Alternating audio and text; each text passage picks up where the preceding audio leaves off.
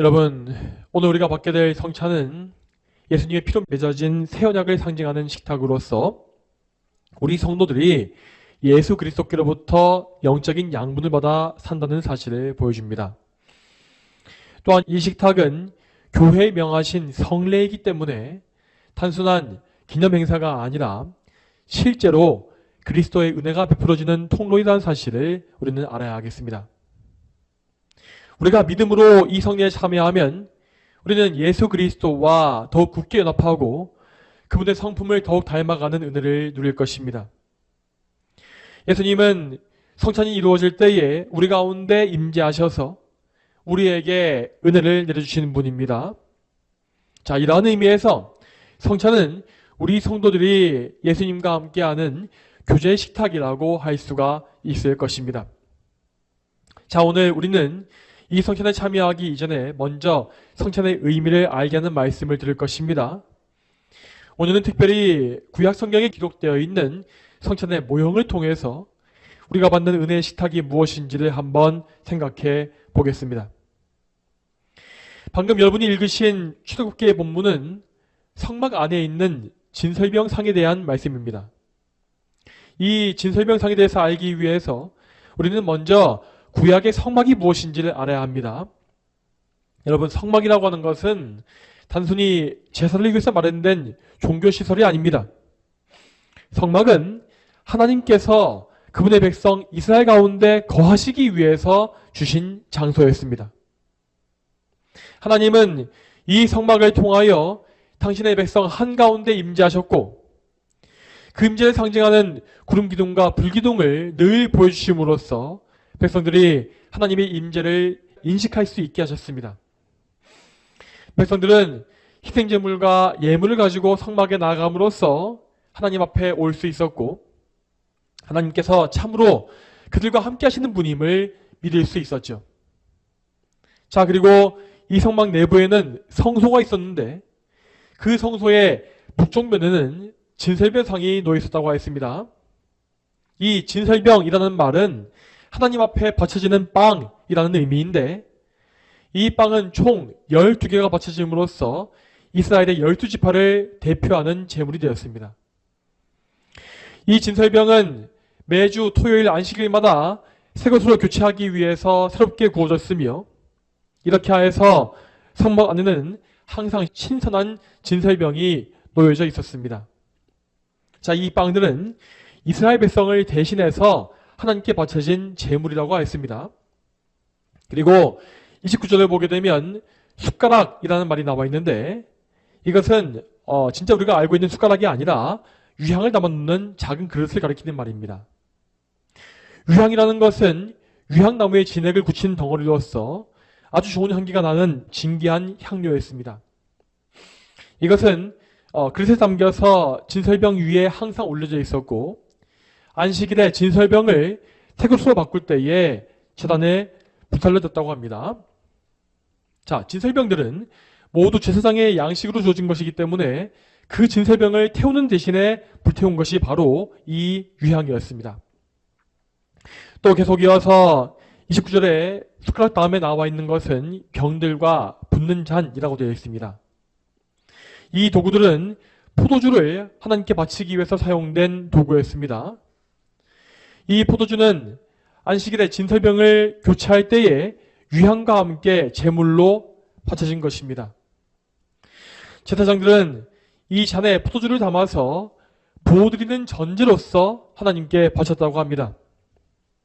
자, 이와 같이 구약시대의 진설병상에는 진설병과 유향과 포도주 세 가지의 요소가 있었습니다.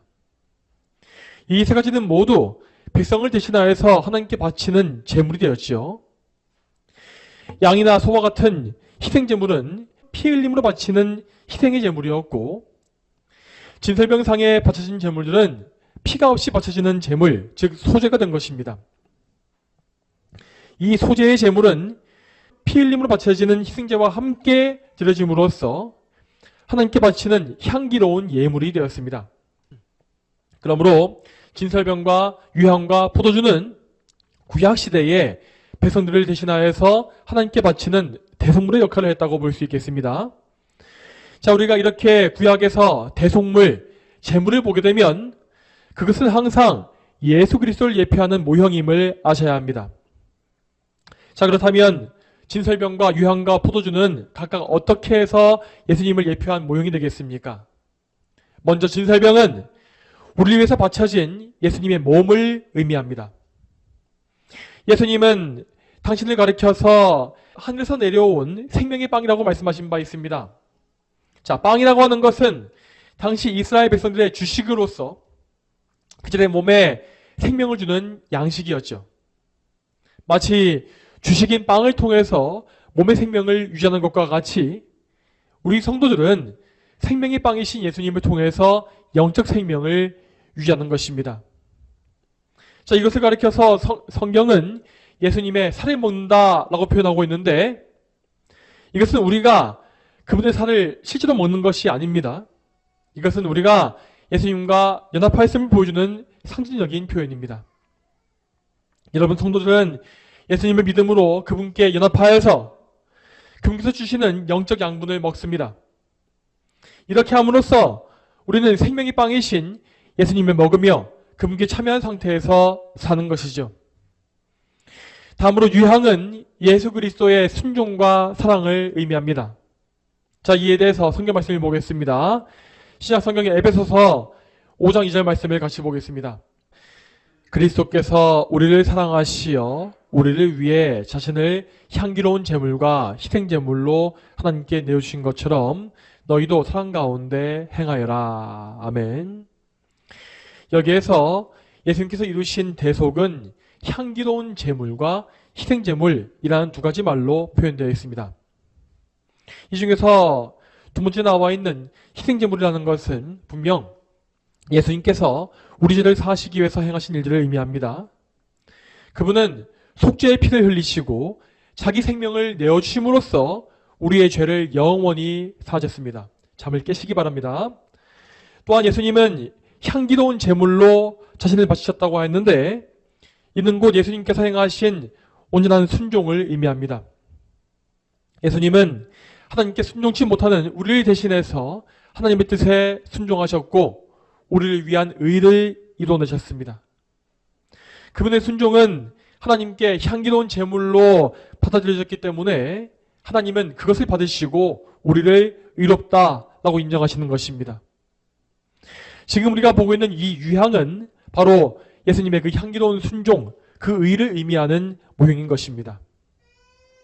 다음으로 우리는 진설병상에 놓여진 포도주를 보게 됩니다. 포도주는 안식일에 번제단에 부어 바치기 위해서 준비된 제물이라고 하였습니다. 이렇게 제단에 붉은 포도주를 부어 바치는 것은 분명히 예수님의 보혈에 대한 모형입니다. 성경에서 피는 생명의 상징이지 않습니까? 그래서 성경의 희생제물은 항상 죄인을 대신해서 피를 흘리고 죽임당해야 했던 것이죠. 예수님은 우리의 영원한 희생제물이 되시기 위하여서 그분의 피를 흘리셨고 그 피로 말미암아 우리 죄를 사하시고 우리를 완전히 정결케 하셨습니다. 그러므로 예수님의 피를 믿는 사람은 그 공로를 덧입게 될 것이며 모든 죄를 용서받아 무죄한 자로 여김을 받는 것입니다. 자, 여러분 구약의 진설병상은 분명히 성찬식을 가리키는 모형이었습니다. 진설병상은 그 형태와 의미 모든 면에서 성찬과 직결되어 있습니다. 먼저 진설병상의 형태를 보게 되면 예수님의 몸과 피를 상징하는 예표하는 빵과 포도주가 포함되어 있습니다. 그리고 진설병상의 의미는 이스라엘 백성들이 하나님과 식탁의 교제를 나눈다라는 것이었습니다. 이 의미 역시 우리의 성찬식에 그대로 연결되어 있는 것이죠. 그렇지만 진설병상은 어디까지나 구약의 그림자 속에 있었던 것이었기 때문에 모형이었기 때문에 여전히 불완전한 상태에 있었습니다. 진설병은 모든 백성에게 양식으로 주어지는 것이 아니었고 오직 제사장만 먹을 수 있는 거룩한 음식이었습니다.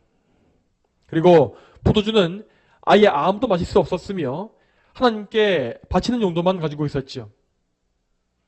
여러분 진설병상은 분명히 하나님과 이스라엘 백성의 거룩한 교제를 상징하는 것이었음에도 불구하고 실제 식사의 교제는 전혀 이루어지지 않았습니다.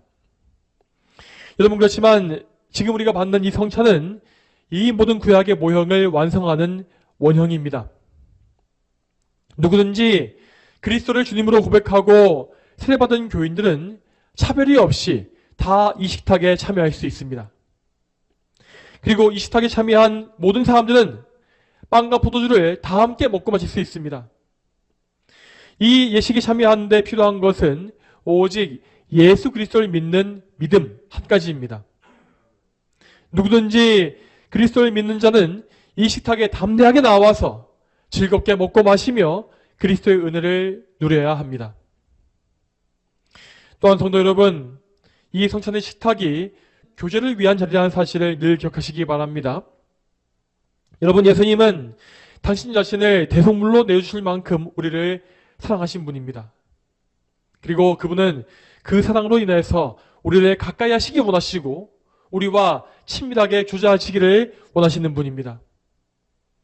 오늘 우리가 받는 이 성찬은 바로 그 사랑의 증거입니다.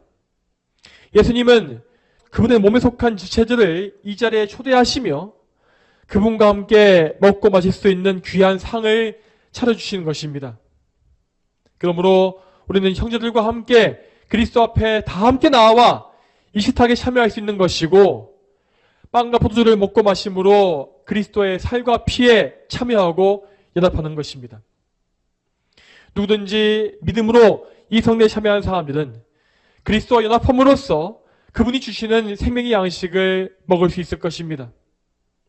그 생명의 양분, 그 은혜는 여러분이 죄를 이길 힘을 줄 것이고 더욱 하나님을 사랑하게 할 것이며 또한 그리스도의 거룩한 형상을 더 많이 담게 할 것입니다.